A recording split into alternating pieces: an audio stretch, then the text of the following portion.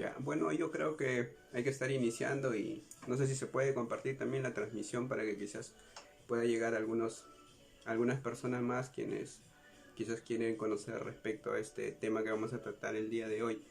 Bueno, en primer lugar quiero agradecer la invitación a Sergio Medina, un amigo de la Universidad de Huacho, la Faustino Sánchez Carrión, por hacerme la invitación y quizás disertar algunas ideas respecto a la condena del absuelto, ¿no?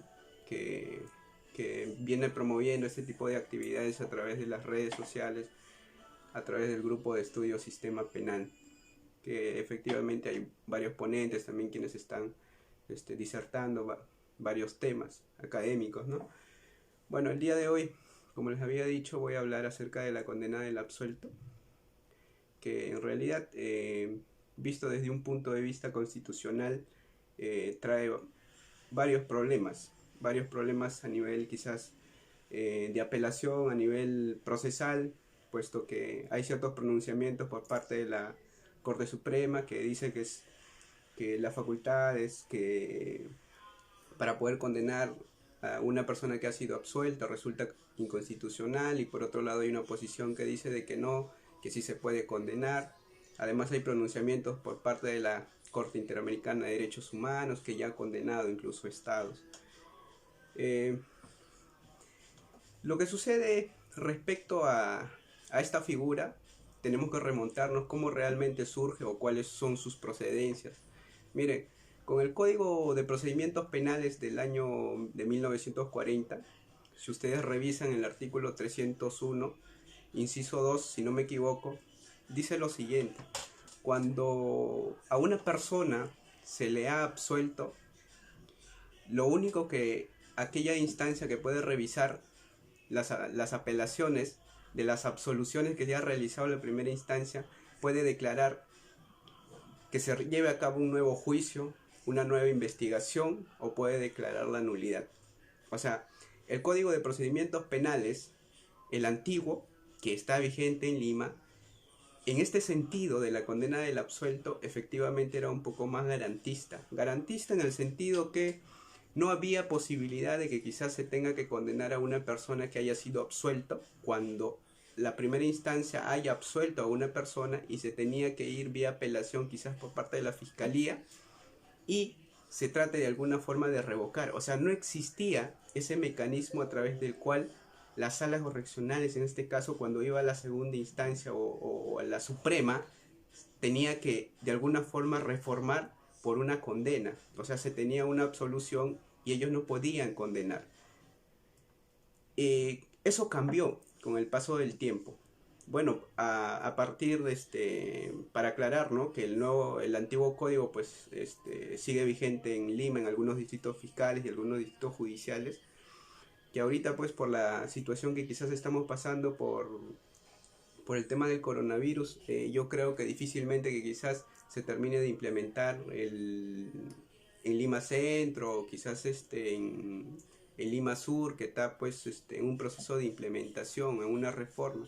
O sea, ha pasado, desde que entró en vigencia en Huaura el nuevo código, ha pasado, creo, este año ya cumple Huaura 14 años de vigencia y de aplicación del nuevo código procesal penal en el Distrito Fiscal y Judicial de Huaura, y resulta de que en Lima aún todavía no se termina por implementar. Eso es grave porque hay distritos fiscales o distritos judiciales que aplican un código antiguo, y hay distritos fiscales y judiciales a nivel nacional que aplican un nuevo sistema que viene a ser un sistema garantista, y por otro lado tenemos un sistema quizás mucho más inquisitivo. Eso es preocupante porque justamente esto acarrea este tipo de problemas que vamos a abarcar el día de hoy, que viene a ser la condena del absuelto. Cuando se da la reforma a través del Código Procesal Penal, resultaba de que aquella persona que ha sido absuelto en la primera instancia, hay una posibilidad de que la sala pueda condenarlo, porque la sala tiene esas facultades que le ha dado el nuevo Código Procesal Penal. O sea, con el antiguo código no se podía condenar a una persona en la segunda instancia, ¿no? Pero con el nuevo Código Procesal Penal, con este sistema garantista, pese a que es garantista, miren, da esa posibilidad de que la sala pueda revocar la decisión de la primera instancia cuando el fallo ha sido por una absolución. O sea, tenemos una sentencia absolutoria en la primera instancia, ya sea por el juzgado colegiado o el juzgado unipersonal, y en este caso la Sala Penal de Apelaciones decida revocar esa decisión de la primera instancia y opte por una condena. Correcto. ¿Y cuáles son esas leyes, cuáles son esos artículos que amparan las facultades y las decisiones que puede emitir la Sala Penal de Apelaciones para poder cambiar esa decisión de la primera instancia que ha sido una sentencia absolutoria por una sentencia condenatoria? Viene a ser básicamente el artículo 425. El artículo 425, inciso 3, literal B, y el artículo 419, inciso 2, que habla acerca de las facultades de las salas penales de apelaciones. O sea, las salas penales de apelaciones, con el nuevo sistema, con el nuevo Código Procesal Penal, ellos están facultados para poder condenar a una persona que ha sido absuelta. Entonces, ahí está el problema. Si realmente al tener una sentencia absolutoria y después, vía apelación que quizás pueda realizar la Fiscalía, se tenga una sentencia condenatoria, ahí está el problema. Resulta de que los primeros casitos de este problema justamente se dieron en Huaura en el año 2007, y si no me equivoco en Arequipa se dio el segundo caso en el cual surge justamente este problema de la condena del absuelto, porque había una persona que había sido absuelto por la primera instancia, y la decisión de la primera instancia obviamente era una absolución, y la segunda instancia quería condenar porque efectivamente quizás hallaba algún tipo de responsabilidad al sujeto que había sido absuelto por X razones, cual sean los motivos de la absolución. Pero resulta de que la sala, pese a que tenía facultades, no lo podía condenar. ¿Y por qué no lo podía condenar? Pese a que había cometido delitos graves como violación sexual, porque fueron procesados incluso en Huaura, y el de Arequipa, si no me equivoco, fueron por violación sexual. Entonces, pese a ello, fue a consulta a la Sala Civil y Permanente Constitucional de la Corte Suprema, vía consulta, y determinó de que efectivamente los artículos 425 y el artículo 419 del Código Procesal Penal que les acabo de mencionar anteriormente, efectivamente eran violatorios. ¿Violatorios por qué? Porque no permitía que a una persona que haya sido absuelto por la primera instancia y recién condenado en la segunda instancia, no se le permitía el mecanismo procesal de que quizás pueda impugnar una decisión adversa que haya sido en la segunda instancia. Es decir, si se tenía una absolución en la primera instancia y si tenía una sentencia condenatoria, te encontrabas en una situación en la cual, ¿cuál era el que primaba más? Efectivamente, la lógica nos dice que la segunda instancia, la decisión de la segunda instancia, porque es una decisión superior o quizás una decisión que pone fin a un proceso ordinario, efectivamente podría primar frente a una sentencia absolutoria. Pero el problema era el siguiente: o sea, yo tengo una sentencia absolutoria y tengo por otro lado una sentencia que es condenatoria, porque la Sala Penal de Apelaciones puede condenar. Esa es la facultad que ellos tienen de acuerdo al Código Procesal Penal, porque el nuevo sistema les ha otorgado esa facultad. Ellos tienen esa facultad de poder condenar en la segunda instancia. Entonces, el problema viene por ahí. O sea, ¿cuál es realmente la verdadera decisión que pueda tomarse a través del sentido de la justicia? Si realmente es la decisión de la primera instancia o la decisión de la segunda instancia. Entonces, frente a ese tipo de problemas durante el transcurso de la reforma que se ha dado a nivel nacional, efectivamente ese tipo de problemas surge con el nuevo código. Yo no creo que tengan problema con el antiguo código, porque los jueces pueden optar normalmente por las nulidades y no hay este tipo de problemas. Pero con el nuevo código sí, quizás hay este tipo de problemas que se ha venido dando. Y hasta donde yo tengo entendido, hasta el año 2018, 2019 yo conté, y había alrededor de 13 casaciones que se habían emitido respecto justamente a la figura de la condena del absuelto. O sea, 13 decisiones por parte de la Corte Suprema, entre ellas algunas vinculantes y algunas no. Habría que ver qué tipo de sentencias casatorias emitidos si vinculan o no. Sin embargo, de todo el resumen de las sentencias casatorias que se han venido dando, efectivamente habían unas sentencias casatorias que decían, sí se puede condenar en la segunda instancia, porque la sala está dentro de sus facultades, pero establecía cuáles son los supuestos o los motivos por el cual se puede condenar a una persona en la segunda instancia. Eran casos excepcionales. Y por otro lado había decisión por parte de la Corte Suprema y decía, no, no se puede condenar. ¿Por qué? Porque si tú condenas en la segunda instancia a un sujeto que ha sido absuelto por la primera instancia, efectivamente este sujeto no tiene la posibilidad a dónde recurrir. O sea, no hay una instancia que pueda garantizar su derecho a ir a una instancia más y pueda revisarse el fallo condenatorio. Y por eso decía de que era inconstitucional estos artículos, el 425 y el 419 que les mencioné. Inconstitucional puesto que no solamente violaba la Constitución política, el artículo 139, inciso 6, a la pluralidad de instancias, sino que también violaba al pacto y las convenciones internacionales. ¿Y qué es lo que establecen los pactos y las convenciones internacionales? Establecen de que toda persona que ha sido sentenciada tiene el derecho de recurrir el fallo condenatorio. O sea, y que su fallo sea revisado ante una instancia superior. O sea, tiene derecho a la pluralidad de instancias. Entonces, si la Sala Penal de Apelaciones, si nosotros hacemos caso el artículo 419 y el artículo 425 del Código Procesal Penal, si hacemos caso a esos artículos, nosotros como Estado o como operadores de justicia, en este caso jueces, no estaríamos garantizando de que ese sujeto que ha sido condenado en la segunda instancia, ojo, por primera vez en la segunda instancia, tenga ese derecho de recurrir ese fallo condenatorio que dice la Convención y los pactos internacionales.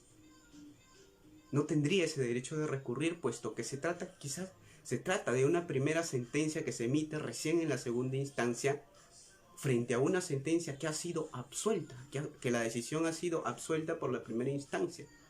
Entonces, para delimitar este tipo de problemas que efectivamente vulneran garantías procesales y vulneran principios, entre ellas el debido proceso, el derecho a recurrir los fallos condenatorios, el derecho el derecho a impugnar, ¿no?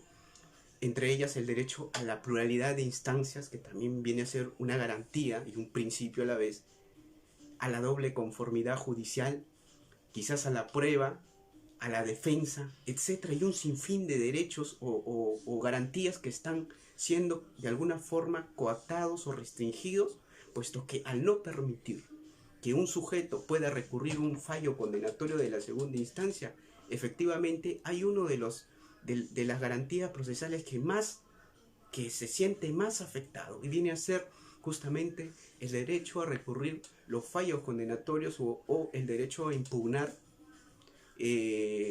la sentencia condenatoria. Entonces, por ahí se han emitido los pronunciamientos más importantes por parte de la Corte Suprema respecto a este problema. Como les había mencionado, hay alrededor de 13 casaciones que se han emitido. Obviamente que no los voy a mencionar por ahí a todas, sin embargo voy a mencionar las más importantes.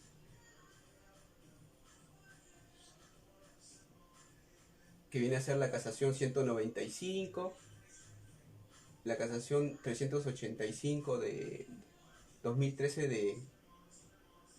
de San Martín, que son las casaciones que quizás una adversa y una a favor. Entonces ahí es en donde nacen ciertos problemas. Pero antes de analizar quizás estas casaciones, resulta importante mencionar también un principio fundamental para poder disolidar realmente cuál podría de alguna forma ser la mejor solución para poder garantizar el derecho a recurrir un fallo judicial de la segunda instancia. Miren, si ustedes tienen una sentencia condenatoria en la segunda instancia y tienen una sentencia absolutoria en la segunda instancia, quizás ustedes se preguntarán, oye, pero si la sentencia que se ha emitido en la segunda instancia, yo entiendo de que es la decisión final en la vía ordinaria de un proceso, correcto. Sin embargo, se tiene una sentencia absolutoria. Entonces tú tienes, por un lado, una sentencia absolutoria y tienes una sentencia condenatoria. Efectivamente que la sentencia de la segunda instancia da a entender de que pues hay jueces quienes están más capacitados, que tienen más experiencia y todo lo demás, efectivamente conocen más del tema, pero a veces no sucede eso así. El hecho de que tengan más años de experiencia o tengan más años de servicio, eso no implica de que efectivamente puedan tomar las mejores decisiones para garantizar los derechos, sea de la víctima o derechos del imputado. Entonces, frente a ese tipo de dilema entre absolución y condena por parte de la primera instancia o la segunda instancia, existe evidentemente un principio que se llama el principio de la doble conformidad. La doble conformidad judicial. Y la doble conformidad judicial implica básicamente de que si yo tengo una sentencia absolutoria, ¿no? La decisión de la absolución tiene que ser los mismos resultados cuando se recurra a instancias superiores. O sea, si a mí me absuelven en la primera instancia, la decisión de la segunda instancia que tenga que tomar también tiene que dar los mismos efectos o los mismos resultados o paralelos a las decisiones anteriores. Ahí se está cumpliendo la doble conformidad judicial, porque la decisión absolutoria tiene que ser una decisión que confirme la absolución de la primera instancia, o si me condenan en la primera instancia, la decisión de la segunda instancia también tiene que buscar esos mismos resultados. Entonces, cuando se da ese tipo de situaciones, ahí podemos hablar de que efectivamente se está dando la doble conformidad judicial. Si no se da ese tipo de situaciones, evidentemente no se está garantizando la doble conformidad judicial. Y eso es lo que sucede cuando se tiene la figura de la condena del absuelto. En la condena del absuelto sucede que tú tienes una sentencia absolutoria de la primera instancia y tienes una sentencia condenatoria de la primera instancia. Porque como les dije, la sala puede condenar. Pero lo que comúnmente a veces la sala hace es declarar la nulidad efectivamente porque hay ciertas casaciones que prohíben de que no se puede condenar en la segunda instancia, que ahorita lo vamos a analizar. Entonces, para poder verificar si efectivamente se garantiza o no la mejor decisión o el derecho a recurrir a un fallo judicial de la primera sentencia condenatoria que ha sido emitida por la segunda instancia, efectivamente está la doble conformidad judicial, que no se cumple.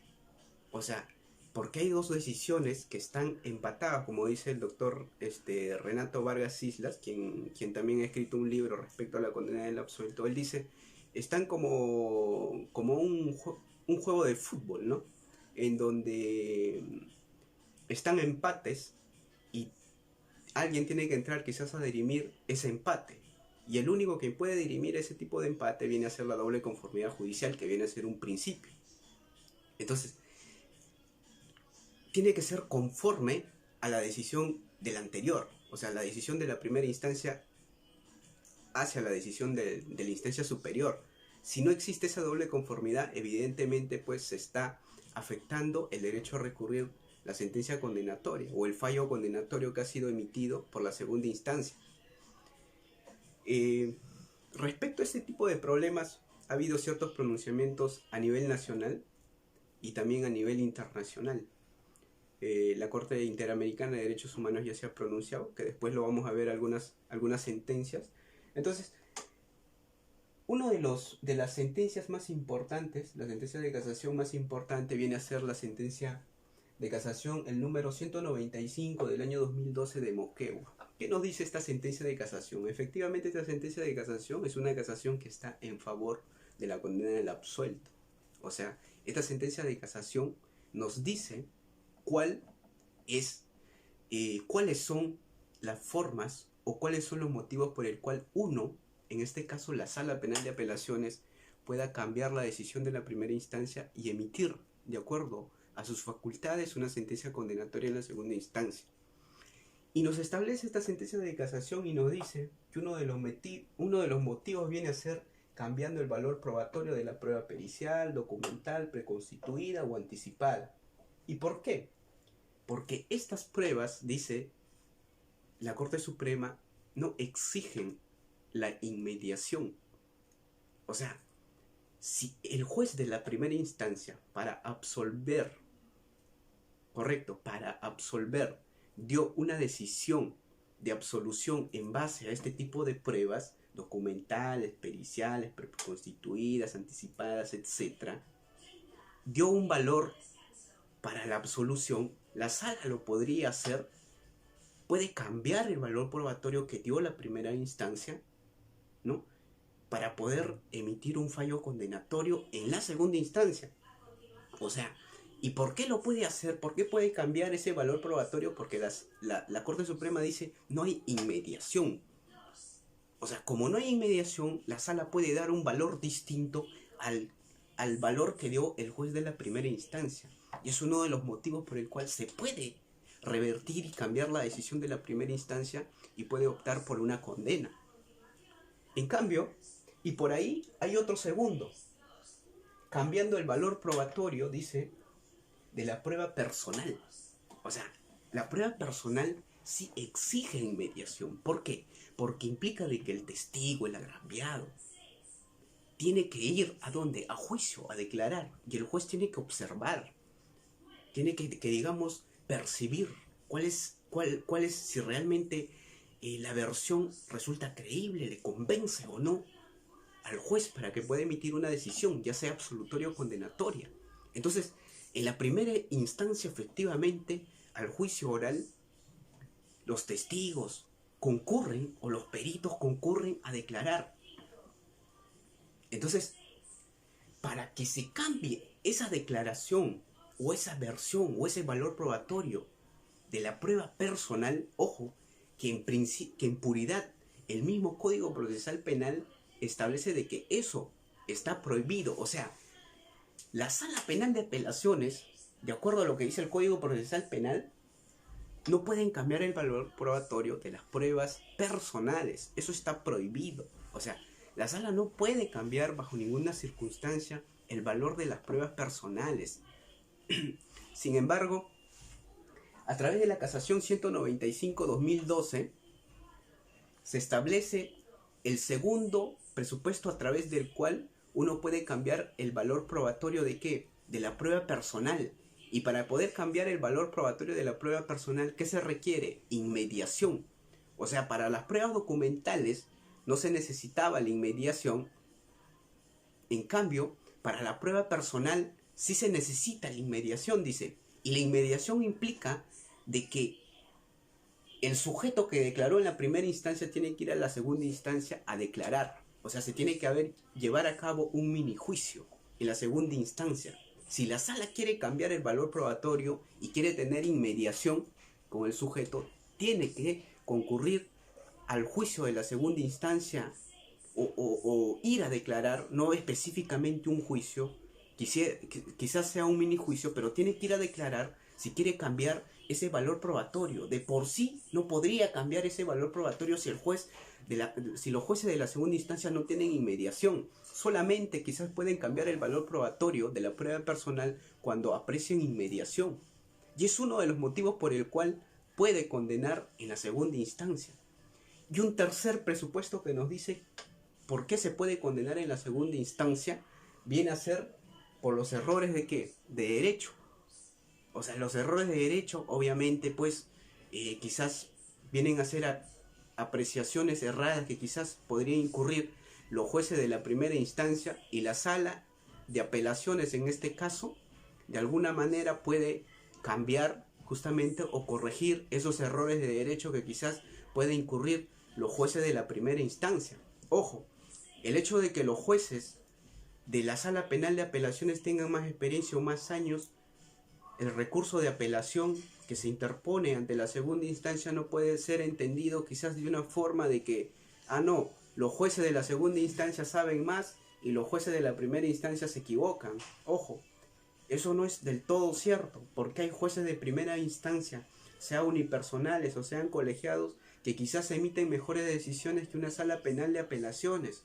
Se dedican a estudiar, se dedican a investigar. Entonces, las apelaciones o los recursos de apelaciones no pueden ser vistos que digamos de esa manera, o sea, por los errores que uno puede incurrir, sino que hay que tener en cuenta quizás las mejores decisiones que uno puede emitir para resolver ciertos problemas.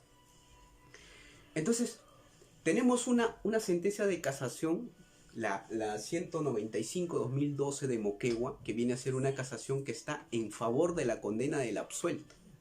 Y ya les he dicho cuáles son los presupuestos a través del cual se puede condenar.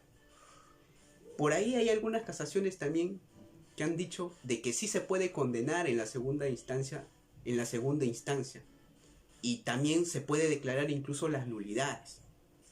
Que las casaciones que están en favor son diversas que han dado y han respaldado justamente las decisiones de esta casación y se han basado en estos fundamentos para poder amparar las decisiones a través del cual la segunda instancia podría de alguna forma condenar. Frente a esta casación que está en favor de la condena del absuelto, existe una casación que se llama la casación 385 y la casación 280 de Cajamarca. Por acá creo que lo tengo apuntado. La 280 de Cajamarca, que viene a ser esta casación, está en contra de la condena del absuelto. ¿Y por qué está en contra de la condena del absuelto? Nos dice de que si tú condenas al procesado en la segunda instancia, efectivamente estás vulnerando el derecho a recurrir la sentencia condenatoria o el fallo condenatorio de la segunda instancia. ¿Por qué? Si tú tienes una absolución en la primera instancia y tienes recién una sentencia condenatoria en la segunda instancia, efectivamente tú no le estás garantizando el derecho de que ese sujeto pueda recurrir esa sentencia condenatoria de la segunda instancia. Entonces, en esta sentencia de casación, la 385-2013 de San Martín y las 499 y la 280 de 2013 de Cajamarca, justamente nace ese cuestionamiento y establece que efectivamente los artículos del Código Procesal Penal que dan las facultades a la Sala Penal de Apelaciones vulneran justamente la Constitución, el artículo 139, inciso 6, los pactos internacionales y las convenciones que nosotros tenemos. ¿Por qué? Porque el marco internacional establece de que aquella persona tiene derecho a que su fallo condenatorio sea revisado ante una instancia superior. O sea, si tú no le otorgas esas garantías de que ese sujeto pueda recurrir ante una instancia superior esa decisión en su contra, efectivamente no le estás dando ese derecho de que ese sujeto pueda recurrir esa sentencia o esa decisión adversa en su contra. ¿Correcto? Entonces, a través de esta casación, de las casaciones que les acabo de mencionar, se cuestiona justamente esa necesidad de poder adoptar ciertos mecanismos a través del cual se tenga que recurrir la decisión de la segunda instancia. Entre ellas, establece entre sus fundamentos de que cuál sería, por ejemplo, aquel recurso o medio impugnatorio que establece nuestro Código Procesal Penal para poder garantizar ese derecho a aquel sujeto que ha sido condenado en la segunda instancia y pueda recurrir esa decisión. Entonces se pone a analizar y dice: la casación no viene a ser efectivamente un recurso o un medio de impugnación correcto o adecuado. ¿Y por qué la casación no viene a ser un recurso o un medio impugnatorio, adecuado que garantice efectivamente el derecho a recurrir las decisiones condenatorias de la segunda instancia? ¿Por qué? Porque ustedes saben de que la casación tiene ciertos presupuestos y es limitado, o sea, no es amplio. Solamente se puede quizás interponer frente a aquellos delitos, por ejemplo, que superen pues los 6 años, cuando se quiera quizás formar doctrina jurisprudencial o se vulnere quizás algún derecho constitucional, etc. Entonces, es limitado y además el recurso de casación te permite cuestionar los errores de derecho. O sea, tú no puedes interponer un recurso de casación para que los jueces de la Suprema o la Corte Suprema pueda dar un valor probatorio de algo que quizás ha sido valorado indebidamente en la primera instancia o en la segunda instancia. ¿Por qué? Porque en la sala, o perdón, en la Corte Suprema no se actúan pruebas. No se pueden actuar pruebas. Allá solamente se va frente a situaciones excepcionales que establece el Código Procesal Penal. O sea, no puedes quizás ni siquiera cuestionar hechos, porque no te permite. Solamente puedes cuestionar el derecho. Entonces, es limitado. Entonces, efectivamente, el recurso de casación no viene a ser uno de los medios adecuados para garantizar el derecho a recurrir el fallo condenatorio ante una instancia superior. Que por ahí podría ser el recurso de apelación, que efectivamente el recurso de apelación sí viene a ser uno de los medios impugnatorios que garantice un derecho a impugnar de una forma más amplia, de una forma más integral. Correcto. Pero frente a ese tipo de casaciones, lo que más preocupa en una de las decisiones que emitió la Corte Suprema y que es una de las más últimas. Antes de entrar a hablar de esta casación, hay también algo de dos sentencias del Tribunal Constitucional que ha dicho de que efectivamente estos artículos del Código Procesal Penal vienen a ser inconstitucionales, puesto que los jueces de la segunda instancia o la sala penal de apelaciones, si no garantiza o si el Estado no garantiza el derecho a recurrir los fallos condenatorios, efectivamente se estaría vulnerando ese derecho o el derecho a interponer los recursos impugnatorios que garanticen de manera amplia e integral la decisión de la segunda instancia que haya sido una decisión condenatoria frente a una decisión absolutoria. Entonces, esta casación 648-2018 de la libertad es una casación que llama mucho la atención.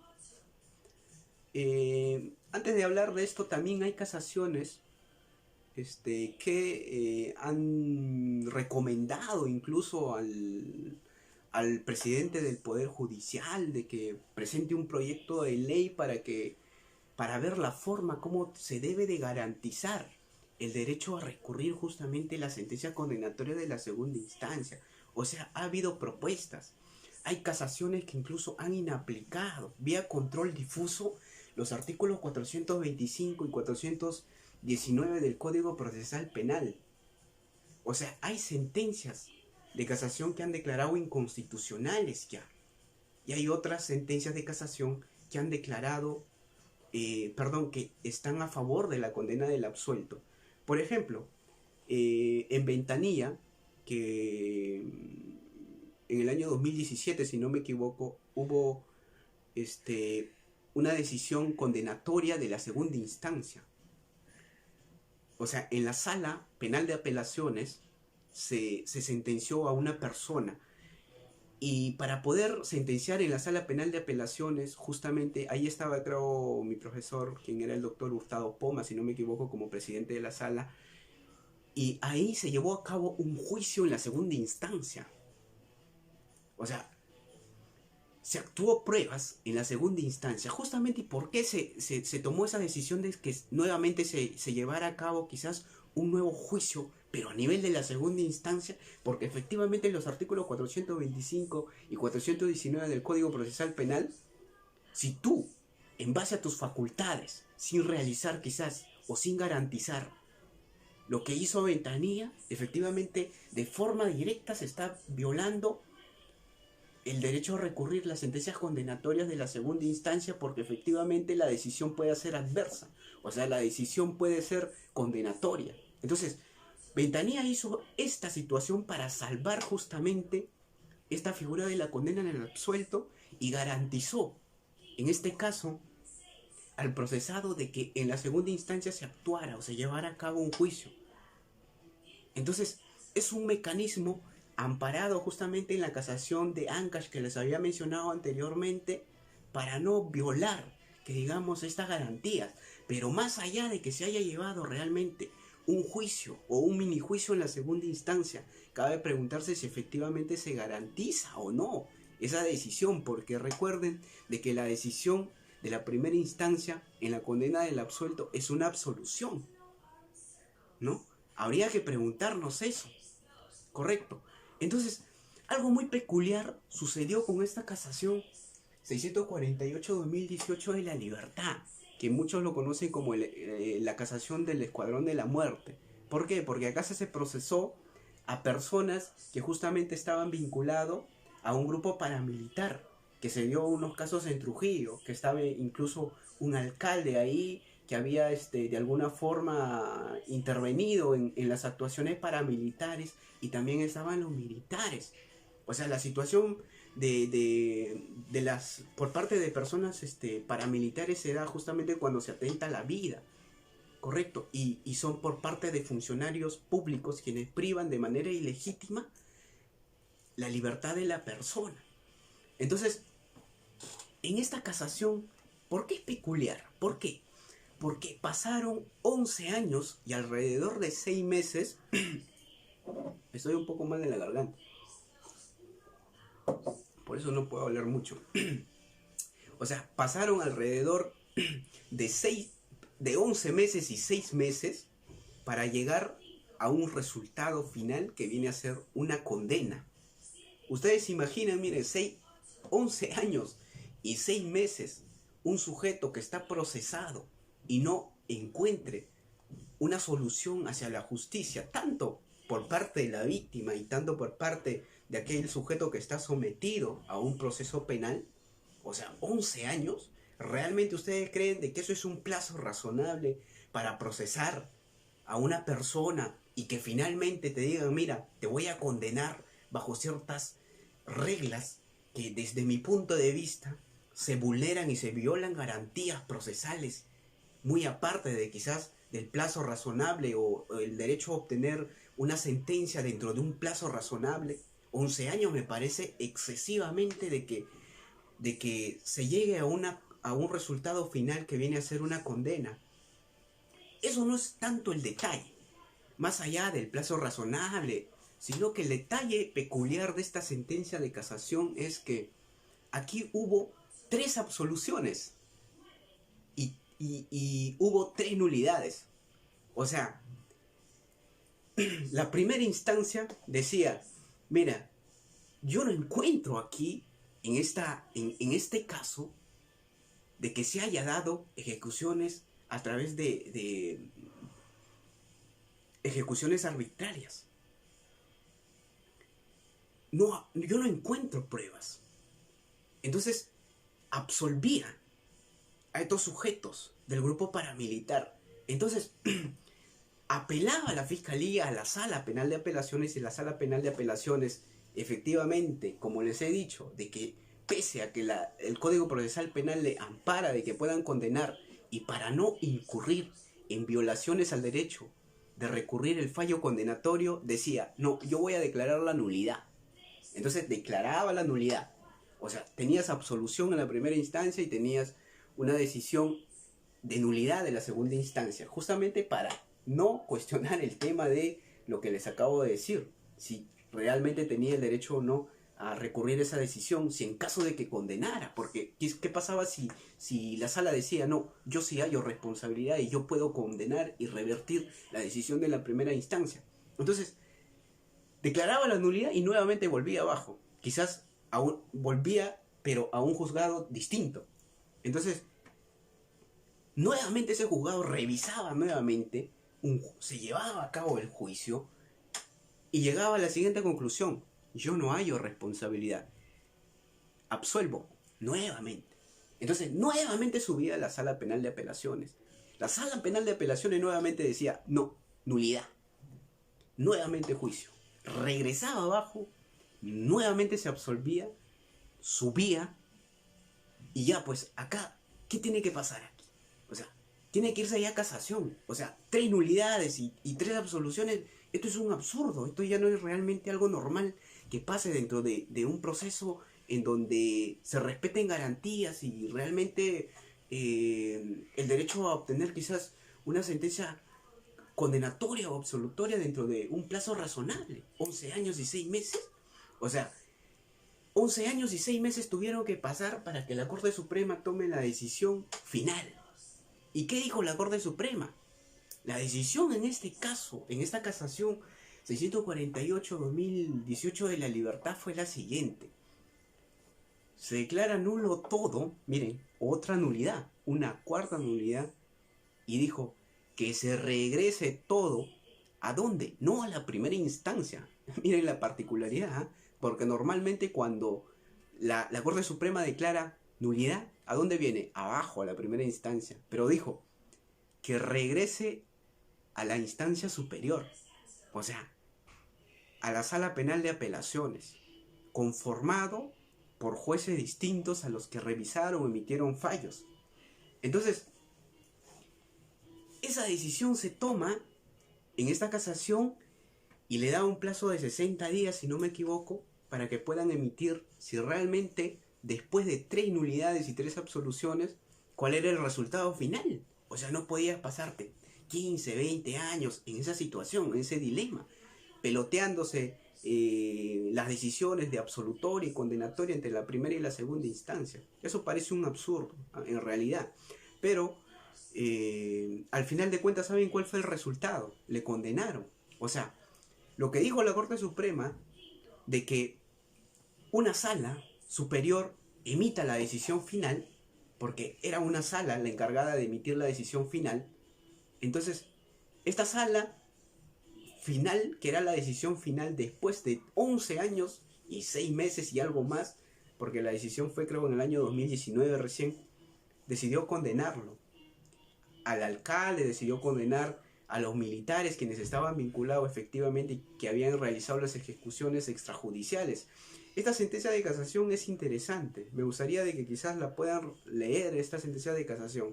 Ah, por cierto, ahí en la descripción del video está el enlace de las diapositivas que yo estoy explicando. Ahí está, aunque hay algunas casaciones que todavía faltan actualizar, puesto que esa diapositiva es del año 2017 creo. Pero ahí está, la pueden descargar para que puedan seguir también o estudiarlo. Entonces, en esa sentencia de casación que les acabo de mencionar se dio ese tipo de situaciones. Que efectivamente aquí hay una situación que llama mucho la atención. Cuando uno apela, cuando uno interpone un recurso de apelación, ¿acaso es el mismo órgano de esa misma instancia quien efectivamente toma la decisión si me condena o me absuelve?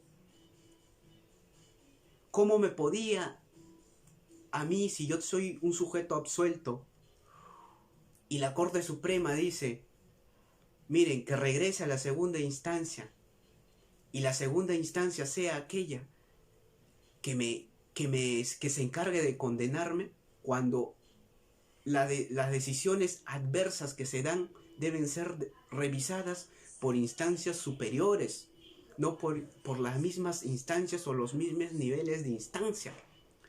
Lo que la Corte Suprema quizás debió de hacer es, de alguna forma, para poder salvar el nivel de la instancia, es quizás a nivel de Suprema formar una instancia excepcional y emitir una decisión.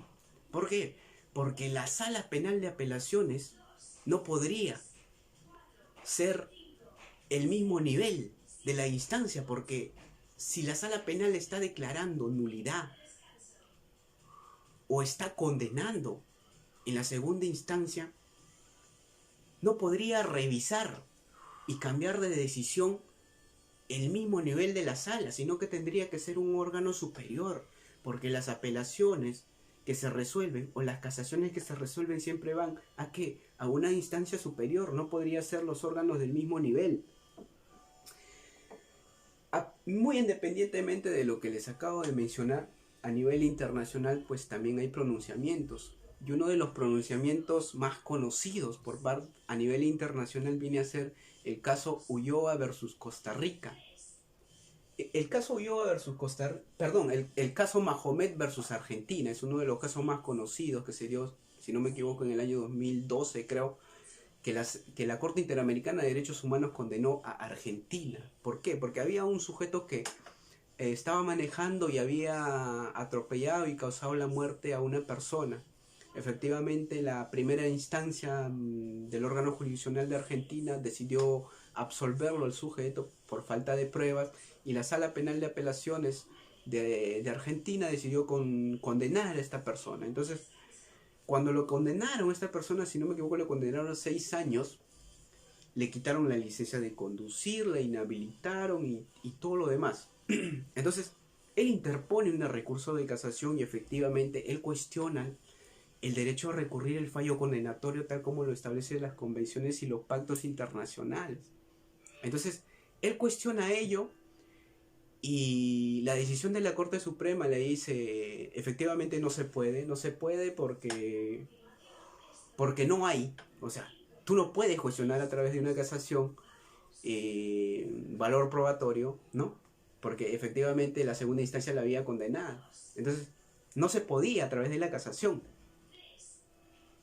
No podía interponer recurso de apelación porque el recurso de apelación no se puede interponer ante la Corte Federal Suprema de Argentina, sino lo que corresponde, que tenemos casi el mismo sistema de administración de justicia, la misma estructura, similar. Y la Corte Suprema le dice, no se puede. Entonces, se queda con su condena de la segunda instancia. Entonces se va al Tribunal de Argentina, al Tribunal Constitucional de Argentina, y le dice, mire, nosotros tenemos que garantizar también la seguridad jurídica. Y ojo, y ese es un tema también a discutir.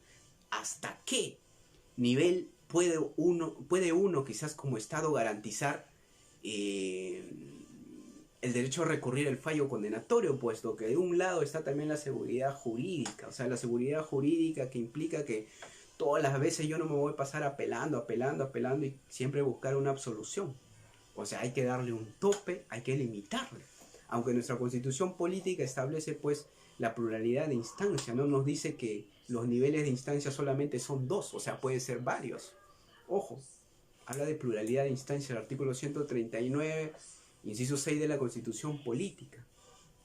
Entonces, ¿qué pasaba con Argentina? Entonces Argentina, el Tribunal Constitucional efectivamente no le da la razón y se va a la Corte Interamericana de Derechos Humanos, y la Corte Interamericana de Derechos Humanos emite la decisión siguiente: condenar a Argentina porque Argentina no había garantizado el derecho a recurrir el fallo condenatorio. Entonces le ordena a Argentina de que tenga que prever un mecanismo procesal a través del cual tiene que garantizar el derecho a recurrir el fallo condenatorio a Argentina.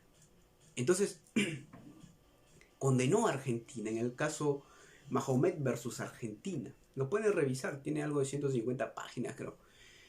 Y por ahí, posterior, surgen los casos, el caso Herrera Ulloa versus Costa Rica y el caso Guerrero Leiva versus Venezuela, que van en ese tenor, en ese sentido. ¿Qué pasa con estos casos? En estos casos también la Corte Interamericana de Derechos Humanos condena a Costa Rica y a Venezuela bajo los siguientes fundamentos. Establece la Corte que los países también violaron las garantías procesales. En este caso viene a ser el derecho a impugnar o el derecho a recurrir la sentencia condenatoria, y dice, ustedes estados, hallo responsable porque ustedes no están garantizando el derecho a recurrir el fallo condenatorio, que son países que están adscritos y que forman parte de los pactos y las convenciones. Entonces utiliza unos términos que ampara el recurso de apelación. Entonces dice, ustedes tienen que prever o establecer como Estado, garantizar un mecanismo adecuado. Miren, amplio e integral. No se olviden esa palabra, amplio e integral. Y cuando hablamos de un recurso amplio, integral y eficaz, no estamos refiriéndonos al recurso de casación, porque el recurso de casación efectivamente es un medio impugnatorio restringido.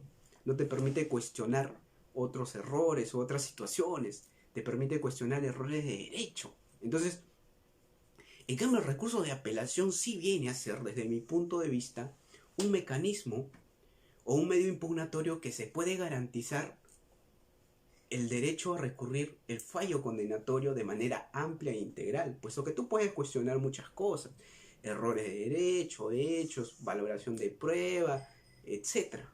Entonces, incluso nulidades y todo lo demás. Entonces, garantiza. Entonces, lo que la Corte Interamericana dice es justamente eso, de que se tiene que garantizar como Estado de que aquel sujeto que ha sido condenado, ¿no? Que ha sido condenado, tiene que recurrir ese fallo condenatorio.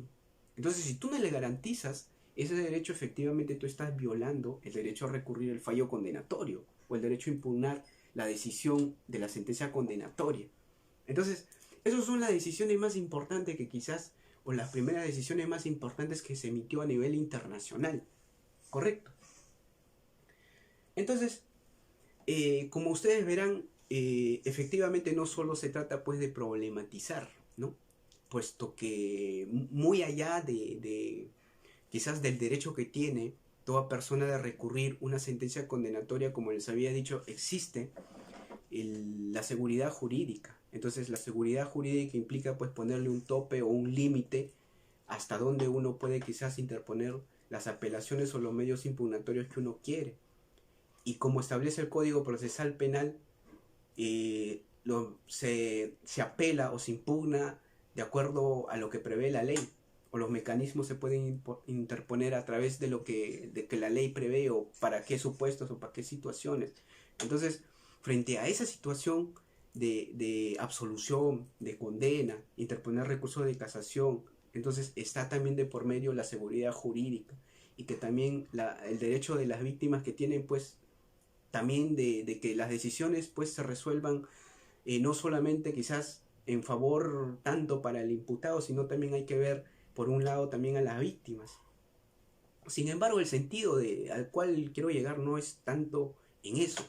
Sin embargo, muy allá de los cuestionamientos a la seguridad jurídica que puede existir, efectivamente, cuando uno no le da esas garantías de poder apelar o impugnar la decisión de la segunda instancia, que viene a ser una sentencia condenatoria frente a una absolución de la primera instancia, efectivamente se viola el derecho a recurrir la sentencia condenatoria o el fallo condenatorio de la segunda instancia. Entonces, si el Estado no lo hace, o el Estado peruano no lo hace, efectivamente aquel sujeto que se va a la Corte Interamericana, tengan por seguro que le va a condenar. Y por ahí hay un caso, si no me equivoco es en el año 2017, un caso en el cual se pronunció en este tenor, en este sentido de la condena del absuelto por parte de la Corte Interamericana, y condenó a Perú. No recuerdo el número de caso o el nombre del caso, pero sí ha condenado ya a Perú. Hay un caso que hubo un sujeto que se fue a la Corte Interamericana, y la Corte Interamericana, bajo estos fundamentos también, condenó al Estado peruano, pero si no me equivoco está ligado el derecho a la prueba. Entonces, efectivamente se vulneran derechos y garantías, pluralidad de instancias, derecho a recurrir fallo condenatorio, también quizás derecho a la defensa, a la doble conformidad judicial que les había hablado, correcto. Entonces, no todo es problema, hay que buscar soluciones. No solo se trata quizás este tipo de eventos de que solamente disertamos problemas y no aportamos o solucionamos este tipo de problemas. Efectivamente hay varias tesis, y yo les invito a las personas quienes están realizando la transmisión de que quizás puedan plantear este tipo de tesis para pregrado, maestría o doctorado, lo que sea. Habrá alrededor de 10 tesis o 9 tesis que se han hecho en el Perú por parte de diferentes universidades, alumnos de diferentes universidades, puesto que este tema puede ser un tema problemático quizás de una tesis si ustedes desean investigarlo. Pero más allá de los cuestionamientos, considero de que efectivamente si no se garantiza el derecho a recurrir el fallo condenatorio, se vulneran derechos y garantías, ¿no? Pero ¿qué se puede hacer? O sea, ¿cuál sería la mejor salida o la mejor solución quizás frente a este tipo de problema de la condena del absuelto? Yo considero lo siguiente. Miren, tienen una sentencia absolutoria en la primera instancia y tienen una sentencia condenatoria en la segunda instancia. La lógica nos lleva a pensar de que de la primera instancia la absolución apela la fiscalía, en este caso el Ministerio Público, y si tienen una sentencia condenatoria en la segunda instancia, la defensa interpone recurso de casación. Entonces, ¿qué es lo que se debe de hacer? La solución no es que la Corte Suprema, a través de la casación, disponga o emita una decisión y diga, miren, voy a declarar nulidad, porque eso es lo que se hace, eso es lo común que se hace, se declaran las nulidades, y ¡pum!, regresa a la primera instancia. Nuevamente un juicio. Entonces, yo creo que la solución a este problema, para definir ya de una vez, porque tantas casaciones contradictorias que se han emitido, uno dice una cosa, el otro dice otra cosa, y no hay un consenso, no hay una uniformidad por parte de la Corte Suprema, puesto que realmente no sé si realmente esto son jurisprudencia, porque yo tengo entendido de que la jurisprudencia es aquella que trasciende en el tiempo. O sea, la jurisprudencia para mí es aquella que en el transcurso del tiempo trasciende en la historia. Pero realmente habría que preguntarse si las casaciones que emite la Corte Suprema son realmente jurisprudencias, porque las decisiones son contradictorias. O sea, por un lado tienes una decisión que dice a favor y por otro lado tienes una decisión que dice en contra. No sé si realmente eso es jurisprudencia. Yo considero que la jurisprudencia no es así, porque un año dice A y el otro año dice B. O sea, hay disconformidad. Y uno de los fines quizás de la jurisprudencia o de las casaciones es unir criterios, tiene ese fin nomofiláctico frente a decisiones adversas o contradictorias por parte de diferentes distritos judiciales que emiten a nivel nacional, pues se llega a un consenso. Y las casaciones nacen de un caso. No es como los acuerdos plenarios que se juntan y deciden pues sus reuniones y a ver en qué consenso pueden quedar los jueces supremos. En cambio, las casaciones nacen de los casos, de casos particulares. Entonces, para mí la jurisprudencia es aquella que trasciende en el tiempo, y es así como me han enseñado en la universidad. Jurisprudencias merecen ser llamadas jurisprudencia, por ejemplo, aquellas que emite la Corte Suprema o la jurisprudencia de Estados Unidos, que han trascendido en el tiempo, caso Arizona, O.J. Simpson, caso Madison. O sea, que han pasado 200 años y van a pasar más años y siguen, y su vigencia sí se viene aplicando. Son verdaderas jurisprudencias. Jurisprudencia que emite la Corte Suprema. Realmente habría que preguntarse si realmente es una jurisprudencia que tiene realmente uniformidad en el tiempo.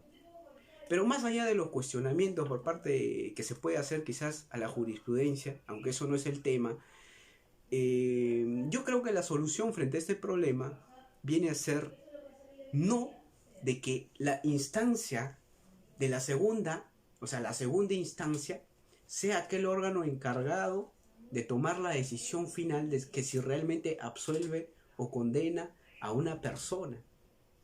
Porque frente a una absolución y una condena en la segunda instancia, de acuerdo a las lógicas de la preclusión y de acuerdo a las lógicas de las instancias, es que una instancia de ese mismo nivel no puede tomar la decisión de absolver o condenar a una persona, sino tiene que ser una instancia superior. Y considero de que los mecanismos a través del cual se tiene que garantizar el derecho a recurrir el fallo condenatorio de la segunda instancia no viene a ser a través del recurso de casación, así como ha venido emitiendo los pronunciamientos algunas sentencias casatorias por parte de la Corte Suprema, sino tiene que ser a través de un recurso de apelación, que el recurso de apelación viene a ser un mecanismo procesal amplio e integral a través del cual puede sí efectivamente garantizar aquellos derechos o que se hayan violado o que se vean restringidos, porque puedes cuestionar muchas cosas a través de la casación. Errores de derecho, pruebas, eh, errores quizás fácticos, jurídicos, etcétera, nulidad. O sea, hay muchas formas que se puede cuestionar a través del recurso de apelación, pero la pregunta es, ¿ante quién lo interpongo?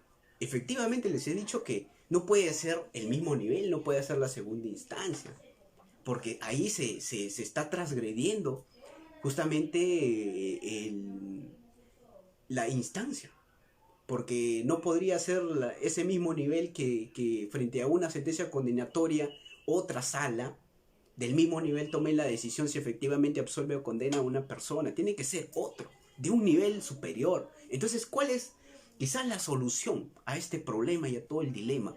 Considero de que la solución es la creación o la habilitación de una Corte Suprema. O sea, una sala excepcional a nivel de Corte Suprema que revise exclusivamente solamente los casos de condena del absuelto. A través de ese tipo de mecanismo, considero cuanto menos se podría garantizar efectivamente de aquel sujeto que ha sido condenado en la segunda instancia frente a una absolución por parte de la primera instancia, pueda interponer un recurso de apelación ante la Corte Suprema. ¿Eso es malo? Yo considero de que no es malo. Si se quiere garantizar derechos desde un punto de vista garantista, considero de que se podría hacer, sí. Lo único que necesitamos es modificar este artículo 425 y 419 del Código Procesal Penal y emitir, que digamos, y crear una sala excepcional a nivel de la Corte Suprema que de alguna forma pueda revisar este tipo de problemas de la condena del absuelto. Efectivamente, los casos a nivel nacional no son muchos, son poquísimos, porque normalmente, ¿qué hacen la Sala Penal de Apelaciones? Optan por las nulidades y nuevamente se lleva a cabo un juicio, pero tampoco se puede estar declarando nulidad más nulidad más nulidad. Tiene que haber una decisión final dirimente frente a este tipo de problemas. Entonces, desde ese tipo de situaciones considero de que efectivamente el artículo 425 y 419 que les mencioné efectivamente vienen a ser inconstitucionales. Considero de que la solución pues es efectivamente a través de una ley quizás proponer al Congreso de que de alguna forma se tenga que prever un mecanismo y garantizar a que aquel sujeto que ha sido condenado por la segunda instancia tenga que de alguna forma recurrir su fallo condenatorio. Ténganlo por seguro de que si hay otro caso que va a la Corte Interamericana, el Perú también va a ser condenado. O sea, ténganlo por seguro, porque la Corte Interamericana va en esa línea.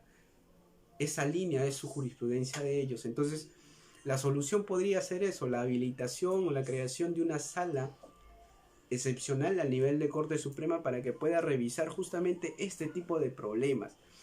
Considero de que la seguridad jurídica más allá de los límites no se ve trastocada, sin embargo tampoco podemos que digamos